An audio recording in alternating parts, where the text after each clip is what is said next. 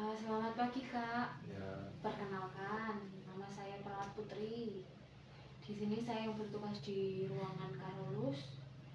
Pagi ini sampai dengan nanti jam 2.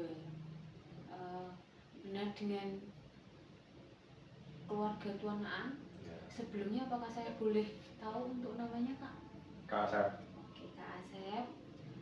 Benar keluarga Tuan Aan yang dirawat sama Dr. Suyatmi ya? Ya. Oke. Sebelum kita mulai, saya mau bertanya terlebih dahulu. Sebelumnya, apakah kakak pernah mendengar tentang penyakit hepatitis? Belum. Kemudian, apakah pernah mendengar tentang penyebab dan bagaimana penularan hepatitis itu sendiri? Belum. Belum juga, baik. Kesempatan kali ini, saya akan memberikan pendidikan kesehatan mengenai hepatitis. Setelah penyuluhan atau pendidikan kesehatan ini, diharapkan kakak dapat memahami apa itu hepatitis, tanda gejala hepatitis, kemudian jenis-jenis hepatitis, kemudian siapa saja yang berisiko tertular, cara pencegahan, serta apa yang harus dilakukan apabila terinfeksi. Begitu. Untuk waktunya saya membutuhkan waktu 10-15 menit. Apakah kakak bersedia? Bersedia. Baik, sesuai dengan kesepakatan kita kemarin ya kak? Ya. Baik, pertama-tama saya akan menjelaskan tentang hepatitis. Hepatitis ini sendiri adalah peradangan pada organ hati. Peradangan ini dapat disebabkan oleh virus, konsumsi alkohol yang terlalu banyak atau berlebihan, penggunaan obat-obat tertentu, atau penyakit autoimun. Jenis yang paling sering terjadi hepatitis pada sekarang ini oleh virus yaitu virus hepatitis A, virus hepatitis B, virus hepatitis C, D, dan E. Kemudian saya akan menjelaskan tentang tanda gejalanya sendiri. Hepatitis dapat menimbulkan gejala yang berbeda-beda pada setiap orang. Ada yang hanya mengalami gejala ringan, bahkan ada yang tidak merasakan gejala salah satu sama sekali, terutama pada tahap awal penyakit. Adapun tanda dan gejala yang perlu diwaspadai antara lain yaitu tubuh mudah lelah, lemas, tidak bertenaga, demam ringan, adanya mual muntah, penurunan nafsu makan, kemudian urin atau air seni berwarna gelap seperti teh, feses atau tinja berwarna pucat, nyeri atau rasa tidak nyaman pada perut bagian kanan atas yaitu daerah hati. Selain itu, adapun gejala lain yang dapat muncul yaitu bagian mata menguning atau bisa disebut dengan ikterus, serta rasa gatal pada kulit akibat gangguan fungsi hati. Kemudian saya akan menjelaskan mengenai mitos dan fakta hepatitis. Saya sudah menyediakan lembar yang mungkin bisa terlihat kecil dari sebelah situ ya kak Ya. Kecil. Ya, besok akan saya perbesar. Ya. Adapun mitos, hepatitis hanya menyerang peminum alkohol. Itu mitos ya kak. Faktanya yaitu hepatitis dapat disebabkan oleh virus, obat, bahan kimia, dan kondisi lainnya. Mitos yang kedua, hepatitis tidak menular, jadi tidak perlu khawatir. Itu mitos ya kak. Yang faktanya hepatitis dapat menular melalui cara tertentu. Penting untuk mencegahnya. Kemudian mitos ketiga, jika tidak ada gejala berarti tidak hepatitis. Yang benar tidak seperti itu ya kak. Banyak penderita hepatitis yang tidak mengalami gejala atau mengalami gejala ringan seperti yang sudah saya jelaskan tadi, seperti hepatitis B dan C. Perlu pemeriksaan berlanjut untuk membuktikan atau menegakkan diagnosa tersebut. Kemudian mitos yang keempat, hepatitis bisa sembuh sendiri tanpa pengobatan. Itu sangat tidak benar. Tergantung jenis hepatitisnya. Jika hepatitis B dan C kronis, perlu pengobatan agar tidak menimbulkan komplikasi lebih serius. Yang kelima, berbagi makanan atau alat makan dapat menularkan hepatitis. Itu salah ya kak. Yang benar, hepatitis tidak menular melalui makanan, minuman, ataupun alat makan bersama. Kemudian, saya akan menjelaskan tentang cara penularan hepatitis itu sendiri. Hepatitis A dan E itu cara penularannya melalui makanan atau minuman yang terkontaminasi serta kontak dengan tinja penderita. Misalkan ada keluarga kakak yang sudah tiduran terus, kemudian kakak harus membantu untuk aktivitasnya seperti mandi, membersihkan BAB dan BAK. Diharapkan kakak memakai sarung tangan agar tidak kontak langsung dengan BAB pasien. Kemudian hepatitis B, C, dan D itu melalui darah dan cairan tubuh atau penggunaan jarum suntik yang bersamaan. Transfusi darah tidak aman, atau kadang ada pasien yang melakukan transfusi ternyata sudah dicocokkan oleh PMI, ternyata tidak cocok, jangan dimasukkan karena itu akan menimbulkan infeksi. Kemudian ada juga tentang ibu ke bayi saat persalinan.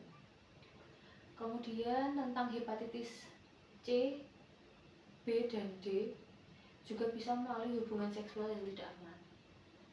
Kemudian hepatitis B, C, dan D juga lagi melalui penggunaan alat pribadi seperti pisau cukur yang bersamaan, sikat gigi yang bersamaan, atau alat tato yang bersamaan. Kemudian selanjutnya saya akan menjelaskan tentang siapa saja yang berisiko terkena atau tertular hepatitis. Seperti yang sudah saya sampaikan tadi, yang pertama ada penggunaan jarum suntik bersamaan, pasangan seksual yang tidak aman, penerimaan transfusi darah yang sebelumnya tidak di screening ketat, ibu hamil dengan hepatitis B yang menularkan ke bayinya, kemudian tenaga kesehatan yang terpapar oleh darah penderita. Kemudian selanjutnya saya akan menjelaskan tentang bagaimana sih kalau sudah terinfeksi, apakah kita harus mengisolasikan diri atau kita harus bagaimana? Jika seorang sudah terkena hepatitis, hal pertama yang harus dilakukan memeriksakan diri secara rutin ke dokter. Boleh ke fasilitas kesehatan terdekat, atau kalau memang mau ke klinik atau rumah sakit juga monggo silakan. Kemudian mengkonsumsi obat sesuai anjuran dan tidak menghentikan pengkonsumsian obat tanpa konsultasi. Jadi jika obatnya sudah tersedia 1 bulan, silahkan setelah 1 bulan berkonsultasi lagi dengan dokter yang sudah merawat kakak. Jangan berhenti atau jangan menghentikan sendiri pengobatan tersebut sebelum dokter mendiagnosa kalau kakak sudah tidak perlu minumnya lagi. Kemudian menjaga pola makan bergizi seimbang, istirahat yang cukup, dan kelola stres. Kemudian jika sudah terinfeksi, silakan hindari minuman beralkohol, rokok, obat-obatan yang dapat merusak hati. Zaman sekarang kan sudah banyak informasi yang dapat di searching melalui Google. Silakan kakak searching aja obat-obatan atau apa yang tidak boleh diminum. Kemudian hidup sehat, berolahraga secara teratur. Olahraganya nggak harus yang berat-berat, silahkan olahraga yang ringan, jalan kaki atau jogging yang kecil-kecil aja. Kemudian dukungan dari keluarga itu sangat akan mendukung dan sangat akan memberikan semangat kepada pasien yang terinfeksi hepatitis. Kemudian saya akan menjelaskan tentang pencegahan hepatitis itu sendiri. Pencegahan hepatitis, caranya yang pertama antara lain mengenali hepatitis dan memahami cara penularannya. sudah saya jelaskan tadi cara penularannya untuk setiap penyakit hepatitis ya Kak. Melakukan vaksinasi hepatitis, menjaga kebersihan rumah, tidak menggunakan jarum suntik yang bersamaan, kemudian deteksi dini dan pengobatan yang tepat hepatitis. Baik, untuk kapan harus ke dokter, segera periksa jika mengalami yang pertama kulit dan mata terlihat kuning yang tadi saya sudah jelaskan, urin berwarna seperti teh, nyeri perut terutama bagian kanan atas, mual muntah, demam, mudah lelah, berkepanjangan. Begitu. Sebelum saya akhiri, saya akan memberikan informasi yang dapat dibawa pulang agar dapat dibaca kembali dan dibagikan kepada anggota keluarga yang ada di rumah. Semoga informasi yang sudah saya rangkum ini bermanfaat bagi kakak. Sebelum kita akhiri, saya akan memberikan evaluasi atau memberikan pertanyaan kepada kakak tentang seberapa paham kakak menerima informasi dari saya. Apakah kakak bersedia? Bersedia. Baik, untuk pertanyaan atau evaluasi yang pertama, apakah kakak bisa menyebutkan tentang pengertian dari hepatitis? Bisa. Boleh coba disebutkan? Hepatitis adalah peradangan pada hati yang dapat disebabkan oleh virus, alkohol, obat-obatan, atau penyakit autoimun. Oke, benar. Sesuai yang saya sebutkan tadi ya kak. Ya. Kemudian untuk tanda gejalanya, apakah kakak bisa menyebutkan? Bisa. Boleh sebutkan 3 saja dari. Mudah lelah dan lemas. Oke. Mual, muntah, nafsu makan menurun. Oke, yang terakhir. Demam ringan. Oke, benar ya. Kemudian apa saja jenis-jenis hepatitis? Hepatitis A, hepatitis B, hepatitis C, hepatitis D, hepatitis E. Oh iya benar. Saya kira kakak sudah memahami apa yang sudah saya sampaikan tadi. Terima kasih atas waktunya. Silakan menerapkan hidup sehat, hidup bersih, serta mengikuti vaksin hepatitis B bila belum lengkap, serta segera memeriksakan diri ke fasilitas kesehatan apabila mengalami gejala-gejala yang sudah saya sebutkan tadi.